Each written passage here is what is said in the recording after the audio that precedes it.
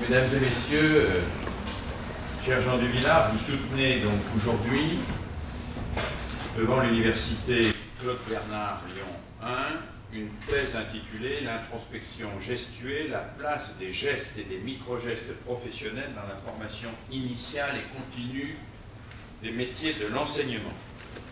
J'ai l'honneur de présider ce jury et vais vous donner quelques indications sur la façon dont va se dérouler la soutenance.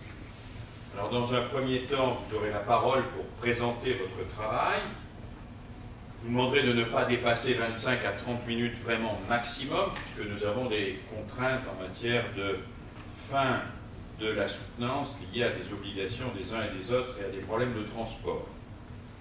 Après votre présentation, le professeur Christian Alain, qui a été votre directeur de recherche, professeur émérite à l'université Claude Bernard Lyon 1, interviendra au titre de rapporteur. Il sera suivi de M.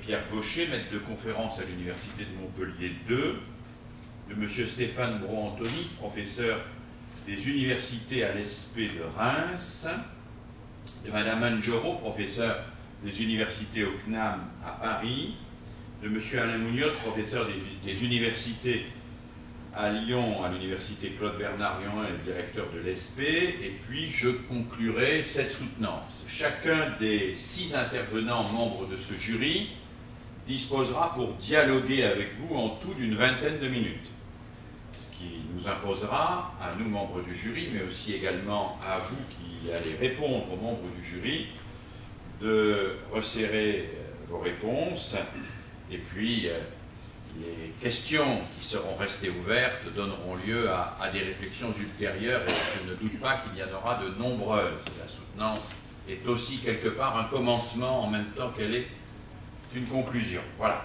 je vous donne la parole pour votre exposé liminaire. Bonjour, je suis heureux de partager ce moment avec vous et de vous présenter l'état de mon travail, l'introspection gestuelle, avec un sous-titre qui a son importance, vous l'avez dû constater, la place des gestes et micro-gestes professionnels dans la formation initiale et continue des métiers de l'enseignement. Voici mon plan. Le contexte, question explorée, cas, hypothèse, je passe tout de suite, méthodologie, résultat et la formation. Je vous laisse juste le prendre en compte. En introduction, je voudrais relever le fait que depuis plus de 30 ans, je suis dans cette maison très impliqué dans la formation. Et vous avez dû constater que cette implication m'avait quelque peu induit, on peut dire, dans ma posture de chercheur. Comme vous me l'avez fait remarquer, il en reste quelques traces indélébiles et qui ressurgissent malgré ma bonne volonté de toujours vouloir m'en départir. Et ça me rappelle un petit peu ce que me disait Christian Alain lors de nos premières rencontres. Attention, là tu es davantage formateur que chercheur. Et je pense qu'il y a aussi une cause plus profonde par rapport à ça, cette volonté qui est mienne de toujours avoir une finalité de la recherche. C'est comme si j'avais à l'intérieur de moi une petite conscience qui me dise mais pour quelle finalité et quels sont les enjeux de cette recherche. Et c'est vrai que l'ensemble du personnel de cette maison souffre depuis de nombreuses années de cette dichotomie entre, on pourrait dire, une entrée plus praxéologique, plus didacticienne et une plus théorique, universitaire. Et pour ma part, en tant que responsable du FP pendant une quinzaine d'années, je me suis aperçu que la complémentarité était intéressante et suffisamment valide.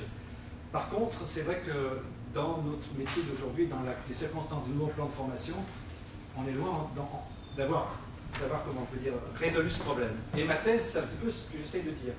Ma thèse se veut justement d'essayer de me dire en tant que didacticien au départ, comment rentrer dans cette posture de chercheur pour pouvoir l'appréhender de l'intérieur. Et c'est justement tout l'enjeu de mon travail, je pense l'intérêt personnel et en plus j'espère pour le bien public de ma recherche. Donc j'étais en train de dire une recherche pour quelle finalité. Je voudrais aussi donc tout de suite rentrer dans le contexte de la recherche.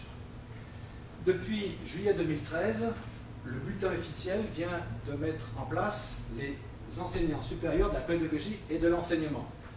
Et dans les textes, il est dit, dans le BO de juillet 2013, que la formation doit être professionnalisante. Et j'ai pris le texte tel qu'il est dans le BO.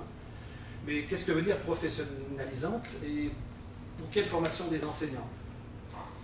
Et dans mes lectures, dans le vagabondage de mes lectures, j'étais rentré en contact avec un livre qui s'appelait Professionnaliser le métier d'enseignant en 2002. Et l'auteur disait « La professionnalité suppose une prise en compte du corps de l'enseignant, du corps du formateur. Les théories de l'action pêchent par leur absence de prise en compte du corps. Les niveaux existentiels de l'activité sont ignorés, si bien que l'ensemble des questions qui suivent restent sans réponse. Et l'anaphore qui suit résonne dans mon oreille de musicien. Qu'en est-il de l'implication de tout formateur, de tout enseignant? Qu'en est-il de la réceptivité en cours d'action, de la sensibilité pendant la réalisation de la tâche? Qu'en est-il de la distanciation dans les contextes difficiles et conflictuels? Qu'en est-il des stratégies de contournement, des lassitudes des praticiens? Ce texte résonne en moi, c'est mon travail depuis 30 années, de me dire comment vais-je pouvoir aider les enseignants à s'approprier, à s'apprivoiser dans ces gestes du métier et peut-être dans ces micro-gestes qui m'interpellent et qui font sens aujourd'hui où j'en suis dans ma recherche. Il y a un deuxième point sur lequel je voudrais m'attarder une seconde, c'est peut-être mon expérience de musicien.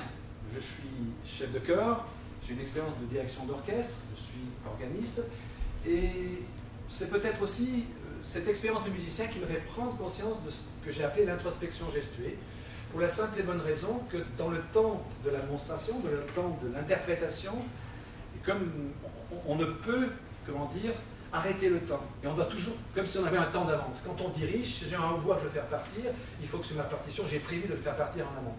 Sinon, il ne partira pas. Et je me suis dit, mais quel parallèle peut-on faire avec les micro-gestes professionnels des métiers de l'enseignant? Existe-t-il une similitude? Et c'est ce qui m'a lancé dans cette recherche autour de l'introspection gestuelle. Mais définissons peut-être ce que j'entends par introspection gestuelle. L'introspection gestuelle, pour moi, c'est cette posture réflexive du sujet sur lui-même afin qu'il puisse contrôler mentalement le geste ou les micro-gestes professionnels qu'il va produire dans le temps de sa mise en scène. J'en ai relevé plusieurs. Donc, j'ai relevé la posture gestuelle, c'est cette attitude dans les comportements, dans son comportement qui peut aller jusqu'à l'usage de la main.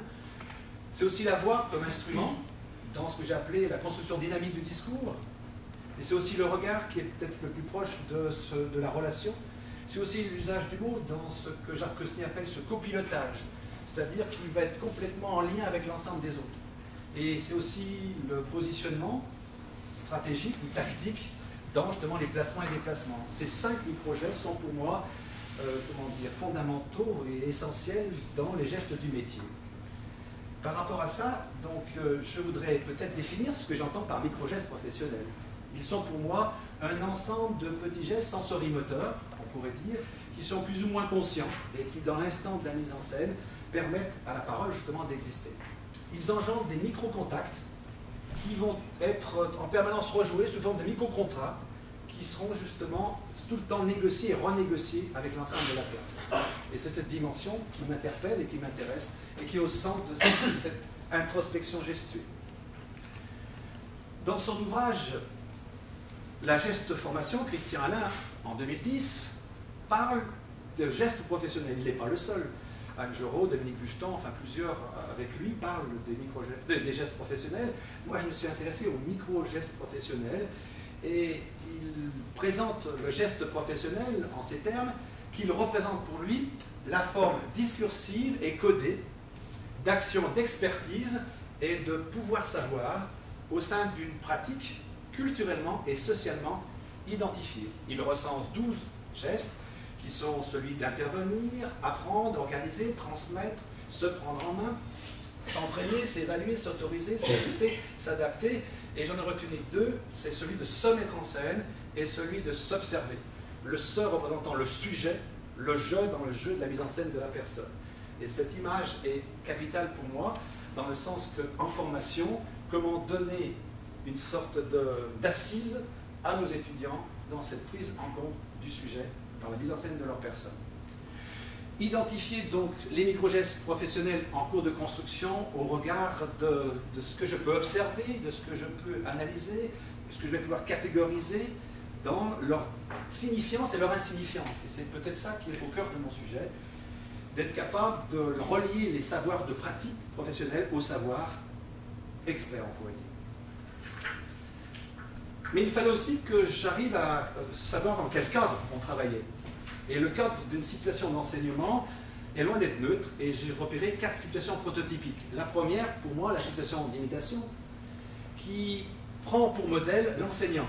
L'enseignant doit être suffisamment explicite dans l'ensemble de ses gestes s'il veut que les élèves puissent reproduire ce qu'il est en train de montrer. Et je pense plus particulièrement à un cours d'éducation musicale, par exemple.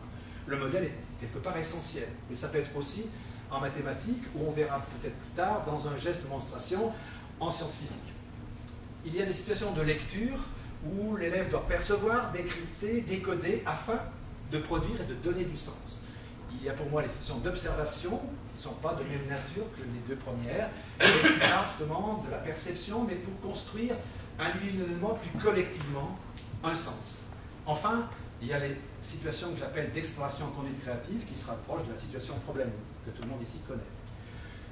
Mais par contre, les situations c'est bien gentil, mais ça ne peut exister que par rapport à des registres. Et j'ai identifié 3 registres, celui de l'instruction, celui de la médiation et celui de l'autorité. Le dernier étant celui qui pose aujourd'hui et à l'heure actuelle, mi-octobre, à l'ensemble des étudiants que je prends en ce moment, que ce soit les CAPES de physique, de mathématiques, de français ou les PE, ils sont dans le souci de la gestion de la classe.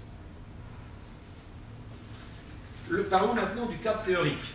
Au niveau de mon cadre théorique, j'aborde ici la question de la multiréférentialité de mes approches. Il y a énormément d'entrées et j'ai essayé de donner une sorte de conduit ou de fil conducteur, malgré que ce ne soit pas très simple. Et j'ai essayé de prendre comme fil conducteur l'idée d'objet mental, tel que Alfred Binet le définit en 1903 dans son ouvrage « L'étude expérimentale de l'intelligence ». Il parle justement d'introspection, et il parle d'introspection quand il observe justement le comportement de ses filles. Alors pour moi c'est un petit clin d'œil, j'ai 4 filles aussi, et c'est vrai que mon métier, j'ai pas mal appris en observant. Merleau-Ponty et la phénoménologie, c'est-à-dire une fois qu'on a défini, si le geste existe, on doit pouvoir le penser mentalement. Donc, on peut penser que c'est un objet mental. Mais cet objet mental n'a de sens que si j'y mets derrière une intention. D'où, dans mon approche théorique, d'amener la phénoménologie. Et dans la phénoménologie, il y a une question qui m'importe et qui je trouve intéressante chez Merleau-Ponty, c'est la place du corps. C'est vrai que j'aurais pu faire une analyse un peu plus fine peut-être que celle que j'ai faite, mais par contre, j'aimais beaucoup cette idée qu'il parle du corps comme ce guetteur au monde. Et j'ai une petite citation, il dit « Ce corps actuel, que j'appelle mien, cette sentinelle qui se tient silencieusement sous mes paroles et sous mes actes. » Et c'est vrai que cette dimension proprioceptive serait en quelque sorte une connaissance précognitive de notre emprise sur le monde. Et à partir de là, l'homme perçoit le monde et dans cette réceptivité implique un schéma dynamique qui permet de construire justement tout ce qui est de l'ordre de notre posture et notre motricité. Pardon. Je voulais aussi aborder l'idée d'intentionnalité avec Husserl et l'idée d'époquer.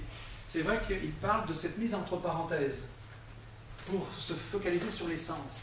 Et peut-être qu'il y a un parallèle à faire, qu'on y reviendront plus tard, avec l'idée d'introspection gestuelle, avec la différence peut-être notoire que l'introspection gestuelle n'est pas un arrêt sur image, parce que le temps avance systématiquement, il ne peut pas s'arrêter, sinon la musique s'interrompt, et la musique du cours s'interrompt elle aussi. Enfin, j'ai abordé un tout petit peu les neurosciences, parce que c'est quelque chose, je trouve, qui est aussi au carrefour de ma problématique, sachant que notre cerveau projette en permanence des hypothèses sur le monde extérieur et qui, de là, les met à l'épreuve. Mais une fois qu'on a un objet mental, qu'on parle d'intentionnalité, on ne peut aussi ne pas s'interroger sur la qualité de l'intention. Bien sûr, il y a des gestes techniques de l'ordre de la professionnalité, mais il y a aussi des gestes de notre ordre qui seraient plus dans l'humanité et dans ce rapport à l'autre. Et les rencontres que j'ai eues avec Jacques Costi m'ont beaucoup interpellé sur cette qualité de la relation qui est liée à l'empathie. Et cette dimension est pour moi essentielle et capitale dans la relation éducative. Et pour avancer, sachant que le temps m'est compté, j'arrive rapidement, si j'ai justement une intention, il faut que je m'intéresse à l'objet lui-même, et je ne pouvais pas ne pas passer par le filtre triadique de Peirce et la sémiotique. C'est vrai que Christian Alain m'a orienté dans cette direction. C'était pour moi quelque chose de difficile et délicat, sachant que les concepts sont quand même pas très faciles. Le concept de priméité, secondéité, tertialité, pour après y transformer en icônes, indices et symboles, sachant que ça peut être encore plus complexe que ça, parce qu'on a 9 composantes au bout d'un moment. Par contre, cette exigence était pour moi une belle aventure, dans le sens d'une part dans nos relations et notre travail intellectuel, mais en plus m'a permis de construire le sens. Et c'est cette dimension peut-être anthropologique de l'objet qui peut exister grâce à ce filtre de Peirce, et c'est mon ancrage théorique pour après identifier des marqueurs. Je ne peux pas non plus évoquer, mais c'est pour moi beaucoup plus familier, c'est l'affiliation des sciences de l'éducation. Vous êtes ici présents pour beaucoup, et pour beaucoup d'entre vous, vous m'avez orienté dans mes lectures depuis maintenant de nombreuses années, et j'aurais pu ajouter, bien entendu, Marcel Postic, Marc Bru, etc., enfin tous ces gens qui m'ont aussi beaucoup apporté et qui sont sur l'observation.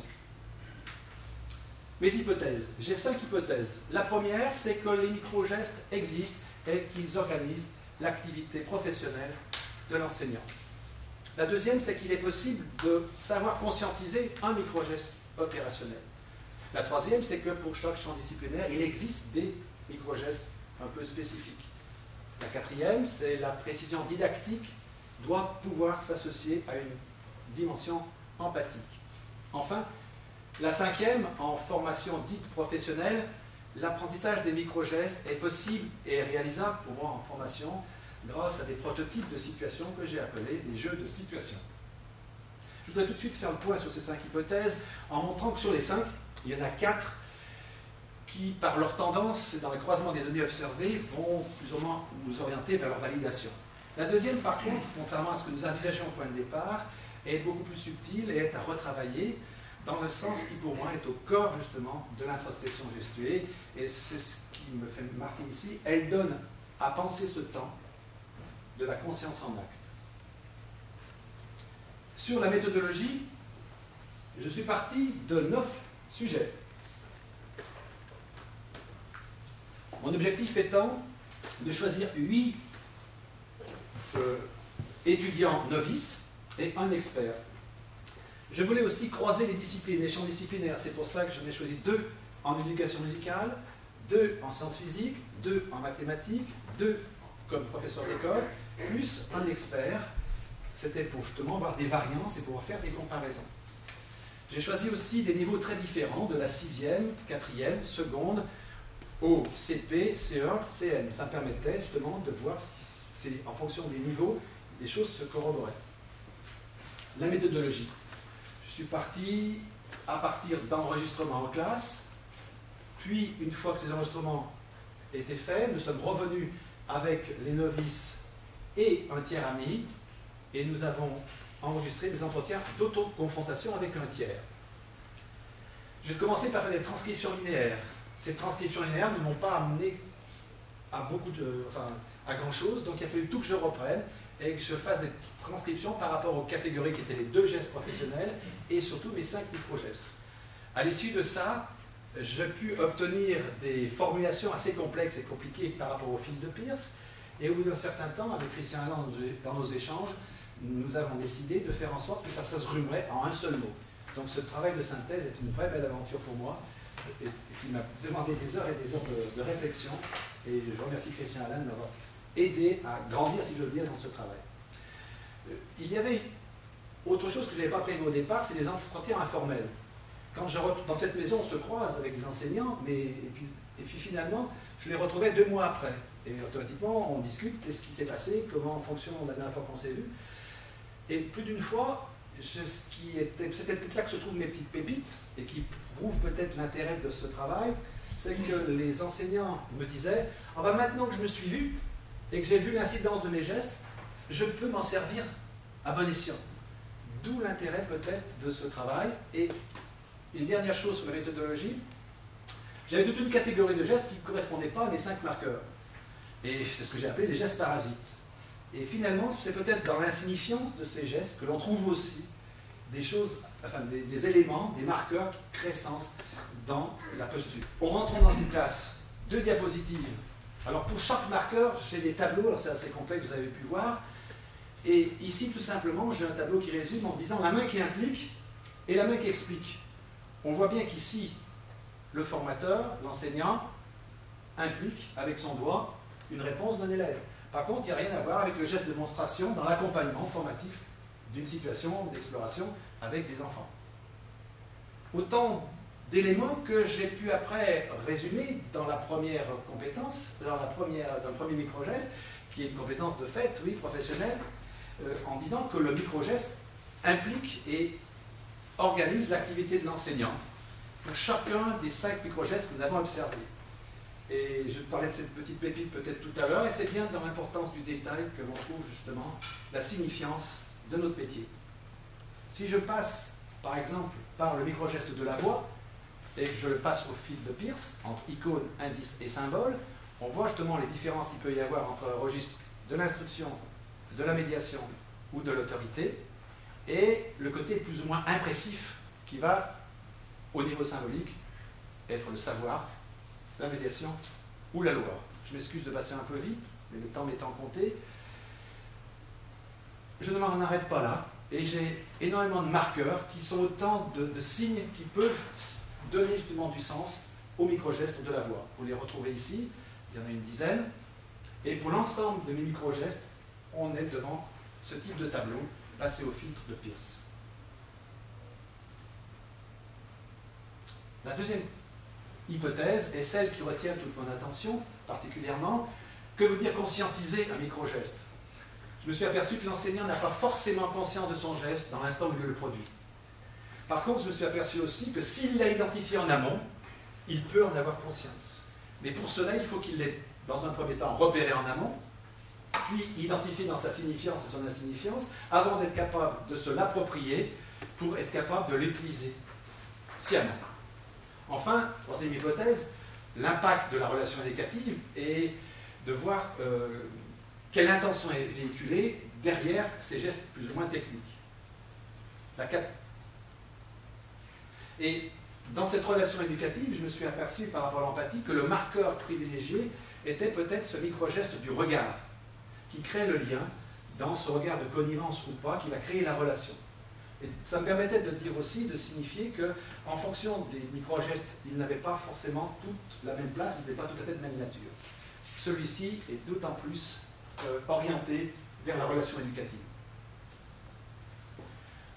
La quatrième hypothèse, les 5 micro-gestes sont transversaux dans le registre de l'autorité. On pouvait plus ou moins s'y attendre, mais il y a des contraintes spécifiques en fonction de chaque discipline d'enseignement. Et c'est ça qui me paraît être intéressant dans cette quatrième hypothèse, c'est qu'on peut justement voir un geste de démonstration en sciences physiques. Alors j'aimerais que tout le monde écoute, je vais faire une petite précision. Je rappelle, alors, vous avez mis vos dépôts comme ceci sur cette face de la feuille. Vous écoutez sur cette face de la feuille. Donc il est évident que vous allez retourner dans ce sens-là pour pouvoir voir à l'extérieur la migration de ce côté-là. Et donc pas... On voit bien ici toute l'incidence qu'il y a du geste de démonstration dans ce moment.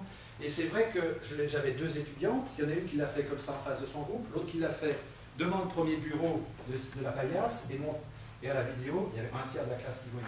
Les résultats sont de fait à la hauteur de la prestation.